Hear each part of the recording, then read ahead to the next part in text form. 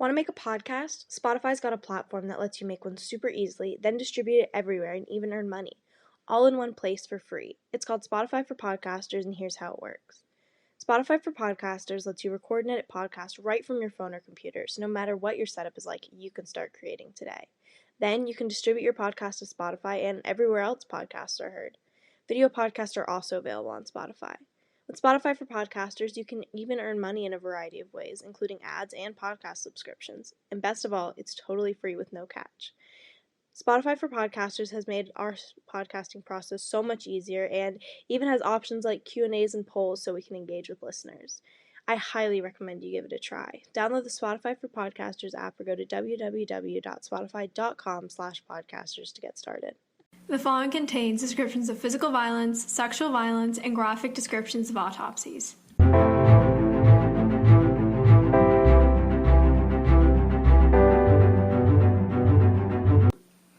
Hey listeners, welcome to the first episode of TGIC in 2022. Whoop whoop! This is also our 45th episode. Very awesome. Very close to 50. Yes. And as always, I'm Jillian. And I'm Izzy. Dude, we just said it like those people on the announcements at school. Or like, remember when like the school news was a thing? Oh my god, yeah. I didn't realize I did that. Okay. I'm so sorry if that's annoying. Whoops. We just need to differentiate our voices a little bit. A little bit. Okay.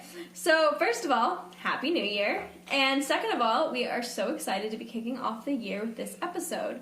So today we'll be discussing a case that is actually not like an official considered It's murder. a mysterious death. It's a mysterious death, which we've never done before. I mean, we've done missing people, so I guess that's kind of like choose your own adventure kind of thing when you're making an episode. Hey, that sounds really bad when I say it like that. Oh my god. We both just looked at each other and I didn't realize what I was saying out loud. Choose your own adventure. No, but like when you do a missing person case, you come up with your own theories. Murders are pretty established. I mean, unless you're talking about, what was it called? The geriatric murders? That was an early episode. There are many theories for that one. I guess, yeah. But anyway, so we're going to be discussing a mysterious death, which is like kind of weird. It's like right in the middle there's an official conclusion on what happened, but the majority of people just don't agree with it. Mm-hmm. And so this is the mysterious death of Tamla Horsford. Is it Tamla or Tamla, actually? Before I even continue to speak. Let's do some research. And we're back. Yes, and we're back. Top 100 things that we need to check before we start recording. Yeah, that's one of them. Definitely. Okay. Her name is Tamla Horsford. That would be my dad for not being able to pronounce a very simple name that a lot of people, I think, have. That's not even complicated. I'm just a moron. You never know. Like, people are specific about the pronunciation. All right. Anyway, so Tamla Horsford was born in 1978 in St. Vincent in the Grenadines.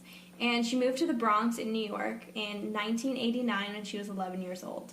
Ooh. Years later, she met her husband, Leander, in Florida, where they lived for a few years. And Tamla was a caring wife, a caring mother to her 5 sons and stepdaughter, really happy person.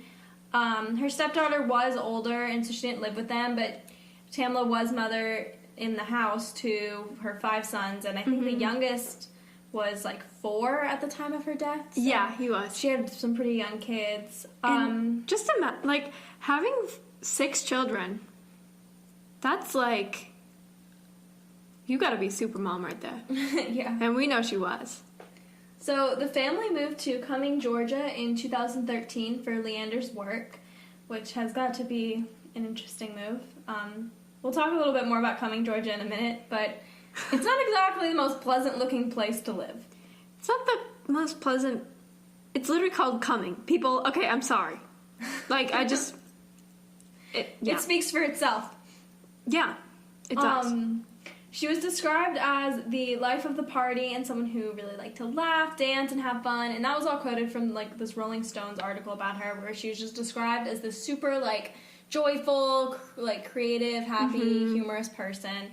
And so I think that's, like, kind of... It speaks volumes about her. It speaks volumes about her. The thing is about this case is that there are, like, so many sites specifically created by her family and her friends about this case just to show, because there was a lot of, like, character assassination that happened in this case. Yeah, of course there was character assassination. And I think it's just important for everyone to know that, like, Tamla was truly, like, an amazing woman. She loved to dance and sing, and she was just constantly, like, happy. She was, like, a bright light to everyone around her. And I think we should just, like, remember her in that way. Yeah, because the media sucks and, like, because the media, like, other fucking stories. sucks. Yeah. And in this case, I also think it's really, really incredibly relevant to give background on the place in which Tamla died, because it directly correlates to how her case was eventually handled.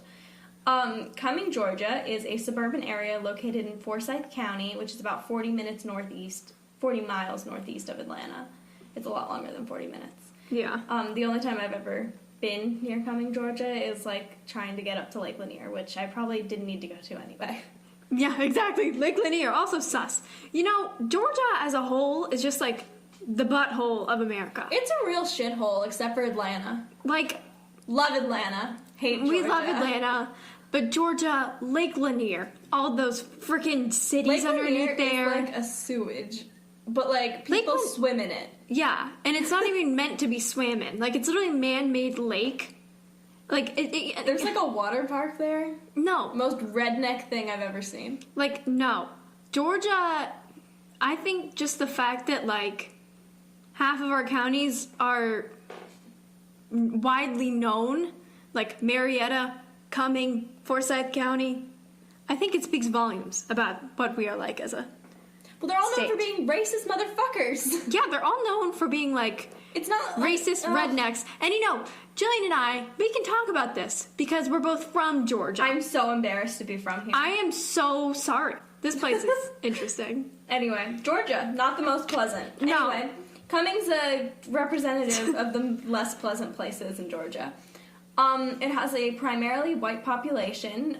Currently, it's really known for its quote-unquote quaint downtown and country fare. Oh, no. No, I've literally driven through here before. It is, like, the most country bumpkin-looking town ever. It's horrible. Their courthouse looks like the courthouse in, like, if you were playing, like, with, like, dolls and they had, like, a little doll courthouse. Like, this town looks fake. It looks like a movie set for, like... a stereotypical small town in Georgia.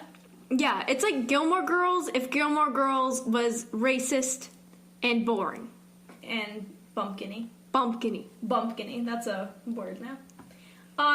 So currently it's just known for that, and they got, like, a country fair, that kind of shenanigans. Boiled peanuts, peaches, the whole 9 yards. However, it has a terribly racist history and reported animosity towards black people for generations.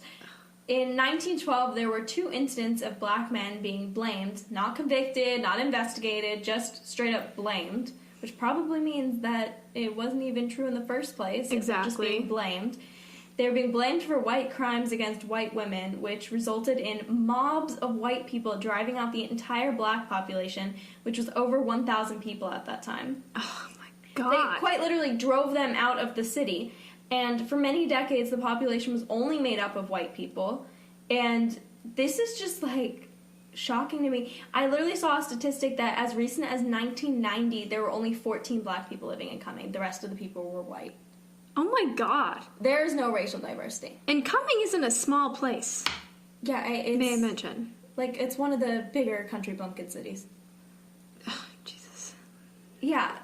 And so, to add on to that, there is a lot of collusion within the police department here, because many of the people were just close with one another, including people in law enforcement, like, you know, trying to get people elected into positions there, and just investigations, covering shit up, like that kind of thing. And so there's just a lot of sketchy happenings around that. And there are also all these reported incidents of racism and racist acts by law enforcement in Forsyth County, which is where Cumming is located. Mm-hmm. And, like, this even includes, like, the sheriff that people elected. Oh my god. People elect sheriffs, right? Yeah, they do. Okay, I thought so. And just, like, I mean, I'm just I never knew that thing about how, like, everyone pushed all of the black community out of the town. Well, shocker, it wasn't taught to us in our racist-ass education system. I'm just glad that people now know, like, what that county is known for. I didn't know what that county was known for didn't until I was either. doing research for this case, and I live in the state of Georgia. Let's just say, like... I should have learned about that. Yeah. Let's just say they had a long time coming. I don't even think I said that phrase right. No, you didn't. But yeah, so now people know about Cumming, Georgia, and Forsyth County, and how fucking horrible a place it is. Yeah, and so I feel like it's really just important to keep in mind throughout this case that we're talking about a really large white population, white law enforcement with a lot of collusion in a case where it is considered a mysterious death of a black woman. We do not claim Cumming or Forsyth County as Atlanteans. Sorry about that. Anyways, I'm going to get onto the timeline. This timeline is very extensive, so I hope that I can just keep you guys engaged. Okay, so on November 3rd of 2018, also, I did not realize how, like, recent this case was. Oh yeah, super recent. I didn't realize that until I started doing research on it. But on the night of November 3rd, Tamla was invited to the 46th birthday party of Jean Myers. That says Jean. Jean, apparently. That's how Are she... you serious? That's how she pronounces it, Jean. That's an asshole thing to do. That's not how you spell John. Also, let's just John Benet Ramsey. Also from Georgia? Also from Georgia. So yeah, Jean Myers, whom she knew due to they had like a shared affiliation with their sons who were on the football team at like the local high school. So the party had been set up by Jean's friend Stacy, and it was supposed to be like a PJ party / adult sleepover. I'm sorry, what? Where they watched the LSU versus Alabama football game together. Adult sleepovers aren't a thing. Yeah, this is my personal hell. I mean, first off, I'm not a big football person whatsoever. Yeah. I'm not a big PJ party or sleepover person either. I'm not a big LSU or Alabama person. Yeah, so this just... An adult sleepover? How are you not stuck on this? She's turning 46. Not 20-something. 46. And it's just gonna keep getting weirder from here about, like, everything else that was going on. So yeah, this is literally my personal hell. Anyways, at about 4 p.m., the first guests arrived in order to help set up and decorate for the party to come. And everyone else was set to arrive at about 7 p.m., and then the party would truly, quote-unquote, start at about 8 p.m. Yeah, because I'm sure they're going to have a blast. Yeah, right? So Tamla actually arrived a bit late to the party at around 8:30 due to the fact that she was, like, settling her 5 boys for bed, and she wanted to, like, make sure that they were all settled before leaving, like, all of them with her husband, I guess. And, I mean, like a total amazing mom thing to do. And she even made them a casserole for the next morning so they would all eat a good breakfast. That's nice. Like, oh my god. So it's just also important to note that the party was supposed to be only women. However, Jean's 27-year-old boyfriend, Jose Barrera, and another attendee's husband, Tom Smith, which sounds like a fake name. It does sound like a fake name. She had a 27-year-old boyfriend? Look at her partying out with the youngins. I know, Jean. Like, breaking it down. Jesus. And another attendee's husband, Tom Smith, were also in attendance. So while the women were upstairs at the party in their pajamas watching the football game, the men were downstairs in the finished basement watching football. Weren't they watching football upstairs? Yeah, but they were also in the basement watching football, just separate from everyone. Okay. Apparently, I don't know why they were both here. Like, don't you, like, get a life. Seriously. Anyways, all the women at the party said that they had, like, brought alcohol for Jean. And when Tamla arrived, she had actually bought, like, a super expensive bottle of tequila from Mexico. Ooh, fancy. So, I mean, like, it was, like, super fancy. Like, she paid, like, a lot of money for it. And when she actually opened the bottle, she offered a drink to some of the other women there, and many of them claimed that they, like, denied the drink because the smell, quote-unquote, made them gag. Okay, what the... What? Yeah, I don't know why this was, like, relevant, but I think it just, like, speaks volume about the women that were there. Like, that's, like... Why was this relevant in their statements? I don't know, and it was also relevant in a few of the articles I read. So, like... literally every single woman at this party other than Tamla are giving me, like, super strong Karen vibes. Like, we all know they peaked in high school and were the party girls in college, if they even went. Yeah, she's there. Like... It's so rude, though, to, like, gag at this... Like, that's just, like... That's like when people make food and then, like, you open it... And you gag. Yeah, like, that's mean. Like, it was expensive tequila. Like, it wasn't, like, some, like, cheapo, like... The least you could do was just be like, no, thank you. Like, I'm good. Thank you so much, though. Tequila's not really my thing. Yeah, like... Weirdos. I don't know why they thought this was so crucial to mention. Like, I just thought it was, like, very... It spoke volumes about the character of a lot of the women at this party. So, during the duration of the party, Tamla would regularly go out onto the balcony to smoke a cigarette. Due to the fact that she was, like, the only habitual smoker, she was often alone as well. And at one point, she also stepped out onto the balcony to smoke weed. However, she was asked to stop by Jean. And, I mean, I assume that she, like, offered it to some other women if they wanted to smoke, and they all claimed that they said no. And Myers/Jean specifically claimed that she had only done it once and that it wasn't her vibe. And I mean, okay, let's just say, in Myers' own statement, she claimed that in this conversation, she called Tamla the female Bob Marley. Okay, I'm sorry.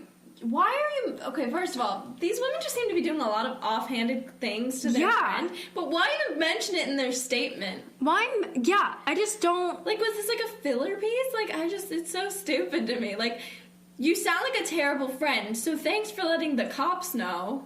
No, literally. And you don't even want to... The worst part about this is, she was literally like, and be careful because Jose is like a pretrial officer and he does not approve of the consumption of marijuana. I thought Jose was still in like high school. Yeah, literally. Sorry, this man is 27.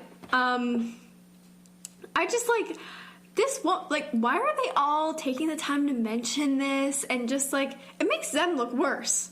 I mean, it makes Do they them look realize it? like mean people, but it's like almost like they're trying to make their friend look bad like post death. Like, you were the ones who mean. invited her. I don't understand. I really don't get any of it. And also, like, I just kind of wanted to point out that in a lot of the articles it mentioned that, like, people, like, when weed is smoked at a party, it's, like, usually a lot of people are in on it, I guess. Like, you see that in movies and stuff, too. And, like, usually only pull it out if others are participating. So I just, like, I don't understand why they're all so defensive, because you know some of them took a hit off of that, right? I mean, probably. I don't know, it seems like... It's all weird. It seems weird that she was, like... I don't know, it seems... The whole thing is just giving me weird vibes. Yeah, and all of them just, like, thought it was so... Yeah, It seems weird that she, like, was drinking alcohol and then also... was smoking a cigarette and then also smoking pot. Yeah. Like, there's a lot going on there for her to be the only one doing it. Exactly. And like, they always made it just her. Yeah. Yeah. It's just, that's weird to me. Mm-hmm. And after this incident, the two men actually came upstairs and joined the... upstairs and joined the party in order to play a game of Cards Against Humanity. So, videos and pictures were actually taken during that game, and Tamla, like, appeared to be happy, smiling, and laughing throughout the entirety of the game. And throughout the party, any messages, like, anyone received from her were just, like, positive. Like, none of them were like, I need to come home, I want to come home right now, like, I don't like this isn't fun. It was just, like, everything was positive. Or even, like, sarcastic comments. Like, if you weren't enjoying it, like, I feel like this could just be a me thing. I text sarcastic shit when I'm at a place where I don't want to be. Same here. Like when I'm working, I'm like, oh my god, so much fun. Yeah, exactly. Love scooping ice cream for minimum wage. Literally. So yeah, I guess that just says like she was having fun. And by this point, Tamla and everyone else at the party had been drinking and they were all pretty intoxicated. And, I mean, it was later found that Tamla had a pretty high, like, blood alcohol content, but, like, all of the witness accounts and all the videos taken at the party proved that she was, like, still functioning. She didn't appear to be particularly drunk, maybe just, like, tipsy, as of, like, everyone else at that party was as well. Mm-hmm. And another thing that I thought would be really important to mention is that, like, everyone in attendance of the party claimed that everyone was in good spirits throughout the night. But Jose felt that it was important to mention that nobody in attendance was, quote, sad or, quote, angry drunk. Like a sad or an angry drunk. Interesting. Weird comment. Yeah, so does that mean everyone was happy drunk? Yeah, I don't know. And then, most notably, Jean was asked if everyone was happy, and she said this, quote, "No, LSU lost." Why is that weird? Maybe she's a LSU fan. No, but I mean, like, think about it like this. You're being interviewed because a woman just died at your house. Oh, I thought you said Tamla said it at the party. Sorry. No, Jean said it during her interview. Oh, that's weird. With police. Was she still a little tipsy when she was doing this interview? I don't know if she was tipsy. I don't know what was going on with this woman. No, that is a weird thing to say. Sorry, I totally misinterpreted that. No, yeah, she said no, LSU lost. Party. No, yeah. That's really strange. Yeah. So I just thought that was like that's just weird. It was like an inappropriate again. Yeah, I feel like these people just like don't know when to close their mouths a little bit. Yeah. Your friend just died. Know what's like a nice thing to say. And something that shouldn't be said, like doesn't need to be said. So at about 11:30 p.m. that night, the guests who didn't want to spend the night at the house began to leave, and out of the 12 guests who were there at the beginning, 8 stayed, including Tamla. So on November 4th, 2018, this is the next day, I guess the early hours of the next day, according to witness reports and interviews, it was determined that even though a majority of the party went to bed at around 1 in the morning, Tamla stayed awake. And at about 1:30 in the morning, Jose and Jean went to bed in their bedroom, and everyone else had been like settled. They were all in the den. Yeah. And actually, the last person who saw Tamla was a woman named Bridget Fuller, who was actually picked up by her husband at around 1:47 a.m. It's a committed husband. Yeah, right? And Fuller says in her witness report that as she was leaving, she saw Tamla was eating like a bowl of gumbo before... Where did she get a bowl of gumbo? I think they were eating gumbo for like dinner. And she said that Tamla said that she was going to have like one last cigarette and then head to bed. So that was logged on the security system that last and like exit out of the front door at 1:47. And then at 1:57, the last log that was ever on like the security thing was when Tamla went outside to smoke her last cigarette out the back door going onto the balcony. So that was at 1:57. So the next morning at 8:45, Madeline Lombardi, this woman came out of the woodwork. First of all, yeah, was she like hiding in a closet when this party was going? Like, I literally, like, I don't know how she comes into, like, it's just, I don't know where this woman came from. Anyways, she's Jean's aunt, and she was living in the house at the time. So she went downstairs to get her morning cup of coffee in the kitchen. It was like a ritual for her that she did every morning. And in the interview with police, Lombardi actually claimed that she saw something in the yard.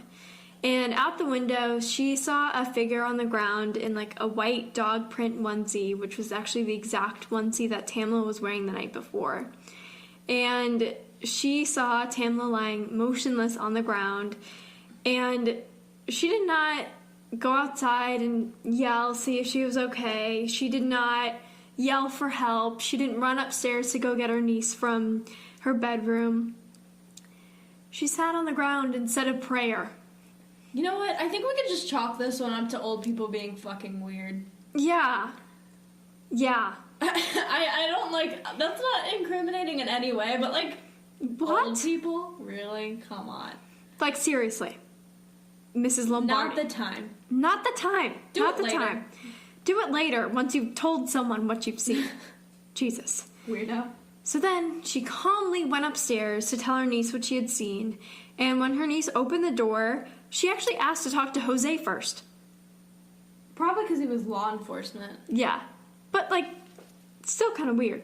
Okay. And she then said something to, like, that something to be she said something appeared to be wrong with Tamla, but then she addressed her, when she was addressing her, she referenced her as Jean's, quote, friend from the islands.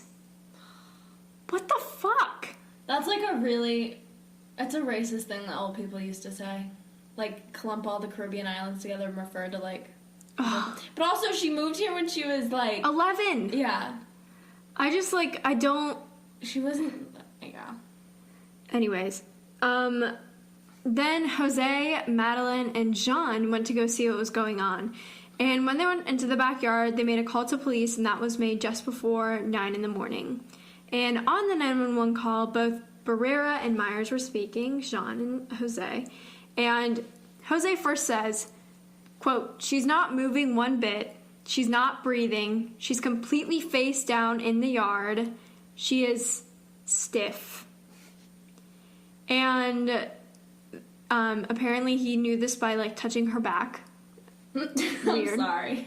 Yeah. What? Yeah. And then she was face down, by the way. And then Myers offered that... Can you take someone's pulse from their back? No. Let's check. Nope. And then Myers offered that, quote, "She was drinking, and it looks like... I'm guessing maybe she fell off the balcony." Okay. Okay. Okay. And in both Jean and Jose's statements, they said that when they went outside, Tamla had her hands by her sides and that she was, quote, stiff, like I just said. And in the call, Jose also mentioned that she had, like, a small cut on her wrist, which, let me mention, her wrist was dislocated. Okay. So it was probably like an open fracture or something. Yeah. And the operator asked if Tamala was suicidal, and he said that he didn't know her well enough, but the cut on her wrist was suspicious. Okay. He was, like, thinking, like, he for some reason was insinuating that she had slit her wrists, potentially, and then jumped off the balcony. Interesting combo. Like, it just, this 911 call is really weird. Was there a knife? No. Yeah. So it's just, like, this whole 911 call was weird. I really wish you could listen to the audio because I want to know, like, what their tone was like. Were they, like, kind of, like, freaking out? Were they really calm? Like... Who knows, their accents are probably so thick or something you couldn't even understand what they're saying. Oh, God, yeah, they're probably... Well, back in my day... I don't even know. I can't even do a southern accent. And y'all are probably listening to this and you're like, you guys have a southern accent. I don't think we have a southern accent. I think I kind of have a twang You sometimes. have a twang? I don't think I have a twang. It's only sometimes, though. When I talk to my grandmother, I think I have a twang. I have a twang when I talk to my grandparents, too. But it's just like... I lived in St. Louis for a while, and everyone used to comment on it. And Really? I never noticed it. When I went to sleepaway camp, I went to a sleepaway camp with a lot of people from, like, South Florida area, and they'd all be like, "Oh my God, your southern accent's so cute." And it would literally, I would just say y'all every once in a while. Oh my God. So, anyways, the operator also never asked if Tamla was breathing and never instructed them to perform CPR or any life-saving measures or even check if Tamla was still alive. Well, that's okay. The people calling in on the phone said she was dead, so what does it matter? Yeah, what does it matter? And it also seemed as if Jose and, like, Jean didn't really want to touch her or make an attempt to save her in any way. Like, when the police came, like, he was literally like, "I just touched her back." Weird. Like, I just felt her back. Weird. Like, overall, like, I feel like there was no urgency in this, like, or in the situation itself. You know what I mean? Like, the prayer thing and then coming downstairs. I don't know. Yeah, just a little weird. And then it was also mentioned by Jose that on the call that they had security cameras and that they would check them to see what happened. Mm-hmm. So, yeah. All right, I'm going to get a little bit into the investigation. So, Tamla was pronounced dead on the scene by investigators, which is not really common or how it works in general. A medical examiner or a coroner, first responder, they are the people that are supposed to make the call in that situation. But in this case, an investigator pronounced her dead, which is, again, it's not like, that's not their thing. It's not. So they usually let somebody else do it. Yeah, exactly. So it's just a little bit strange that they didn't follow that initial procedure. The police asked all of the partygoers to return to the house for further questioning, and then they took measurements from the balcony, and their final calculation concluded that the fall would have been about 17 feet and 11 inches. The police immediately noted that Tamla's right hand was at this, like, 40-degree angle, and I just did it with my hand. Yeah, you Like, did do it with your hand. Whoops, okay. It was broken and dislocated, showing that she had attempted to, like, brace herself from the fall, which kind of goes against the whole, like, potential suicide thing. Yeah, and then also, like, them saying that her arms were straight side to side. Yeah. Yeah, I don't know. Like if she was stiff. But I mean, it could have just been they didn't get a good look at her, you know what I mean? True. But mostly it contradicts the suicide thing because if you caught yourself, you weren't, you know, like... It doesn't make sense. The way that she had fallen was really unnatural for someone who had just fallen off of a balcony. And her injuries were also much more severe than those of someone who had fallen from, like, even like a 20-foot fall would not have induced those injuries. Exactly.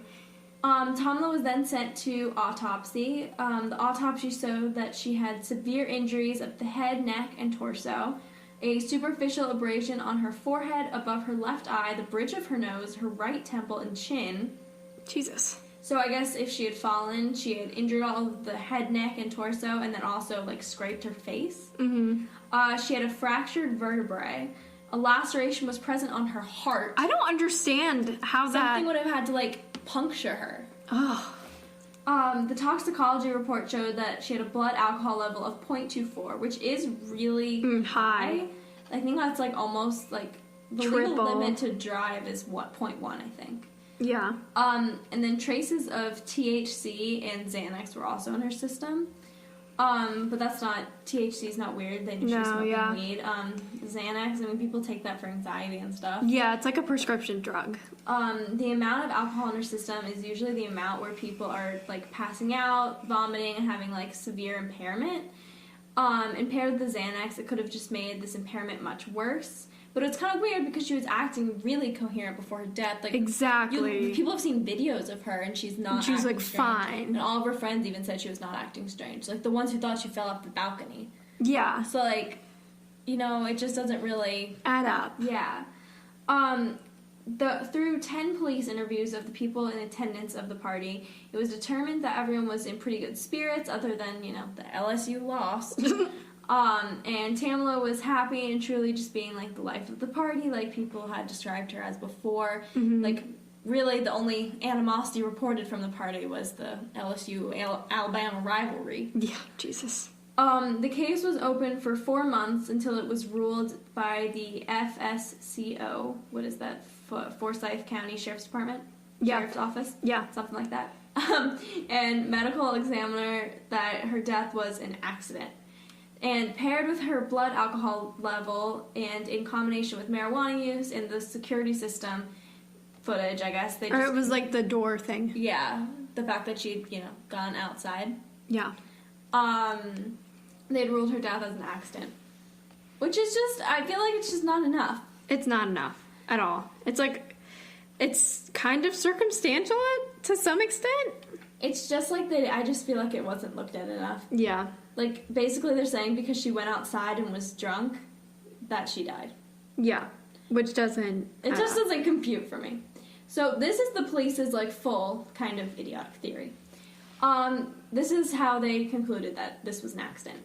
So when Tamla went on the balcony at 1:57 a.m. to smoke a cigarette, she was really drunk and just somehow fell over the balcony railing, which resulted in her death. This theory was originally pitched, actually, by Jean.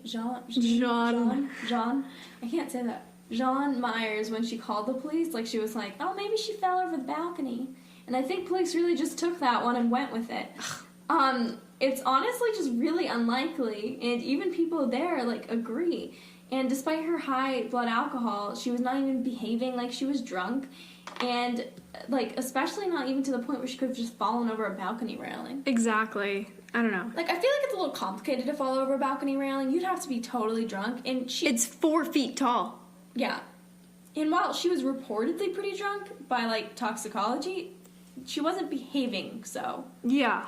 And the balcony was only 1 story up. It was, 17 feet or whatever? Yeah. It would not have resulted in the severe injuries she had, let alone a death.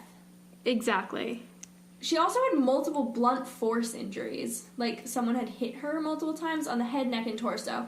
And, like, blunt force means that you're, like, with an object. Repeatedly hit with something, like a bat or rock, like that kind of thing. Not just, like, a bonk on the head when she fell off the railing, you know what I mean? Yeah, and exactly, like, 17 feet wouldn't cause like, half the stuff that was wrong with her. She would have had to be hit in those places multiple times by something or someone. Oh. She had cuts on her face, wrists, hand, and lower legs, and while those could have happened because of a fall, they also could have been inflicted by something. Exactly. And, like, think about it like this. These injuries seem like something that could have happened if you fell down, like, a big flight of stairs, right? Yeah. You know what I mean? But, like, falling straight to the ground, I feel like wouldn't result in injuries like this. It just wasn't high enough for her to die or get that many of severe injuries. Yeah. She also had this laceration part of her heart. How would that have happened? Like, how was she punctured on her heart and Exactly. And, like, this just doesn't sound anything like accidental to me. Exactly. And the family's actually getting another autopsy, but it hasn't been released yet. But yeah, that's just, oh my god. So we can't make another theory, like, in terms of, like, against a person, because of course we don't have, like, any information about that. And we don't want to get defamation lawsuits. Yeah, so we're going to just talk about some more evidence against this theory. Please don't sue us. Please do not sue us. We're not We are doing anything 16. wrong.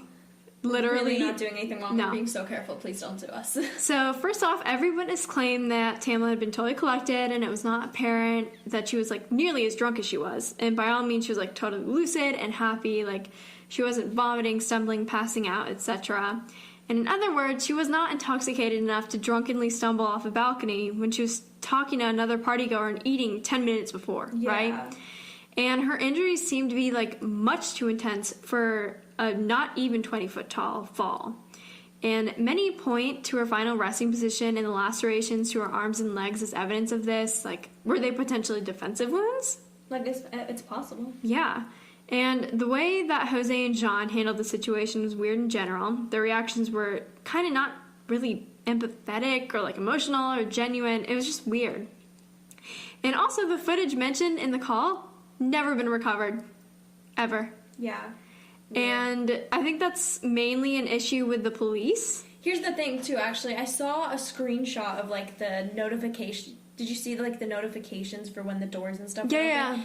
That is the alarm app I have at my house. Mm-hmm. We have a camera. Yeah. You can open that up with an app. Exactly. I can see what was going outside on my there door right now if I wanted to. And actually, this is even weirder. Jose actually lost his job later that year in December of 2018 for looking into Tamla's case while at his job. Like on the computer, like on the system, looking at the files. That's just weird. A little bit sus. Like, I don't know if that's weird in the case he was accessing files he shouldn't have to change something, or if he was looking into it because he agrees that it was mishandled and, like, the other police caught him doing something. Yeah, and we're trying to cover it up. Like, it's sketchy either way. It's weird either way. It's either a cover-up on the police's part or a cover-up on his part. So, weird. And also, like, the scene in general is not preserved correctly. Evidence was lost. Witnesses were questioned unprofessionally and way later than they should have been. And let's just, like, how could Tamla have fallen over a 4-foot railing without any partygoers hearing or even noticing when they had settled to sleep only 30 minutes prior, right beside the window? I think it's weird that no one would have heard her. You would have heard someone falling from that height, too. Yeah, there would be, like, a scream, maybe? Yeah, or, like, a big thud, at least. I don't know. There seems like something, like, someone would have heard, right? Someone would have had to. So... I mean, I guess anything's possible, but come on. Or, like, no one noticed that she didn't come back in? Like, how did nobody wake up in the middle of the night to go to the bathroom? Exactly. It's just weird that no one would have picked up on it. And maybe, in their defense, maybe someone did wake up and noticed and just, like, went back to sleep and forgot about it or something. It happens. It does happen. This whole case just was not handled in the way it should have been. And now the Forsyth County Police Department has ruled it as accidental. The GBI ruled it as accidental. Mm-hmm. It's still just not sitting right with us. It's not sitting right with a lot of people. A lot of true crimers. Like, this case is big, and they're fighting for it to be, like, reopened and investigated more thoroughly. So, yeah. And so that's why we're going to ask you real quick just to take 1 minute to fill out the petition linked on our website and in our show notes. And this is a petition urging the FBI to reopen the Tamla Horsford case for a proper investigation done by the FBI. Please sign this please sign this petition to help find the truth and get justice for Tamla and her family. And guys, make sure to tune in for another new episode of TGIC Podcast on the 20th. Bye!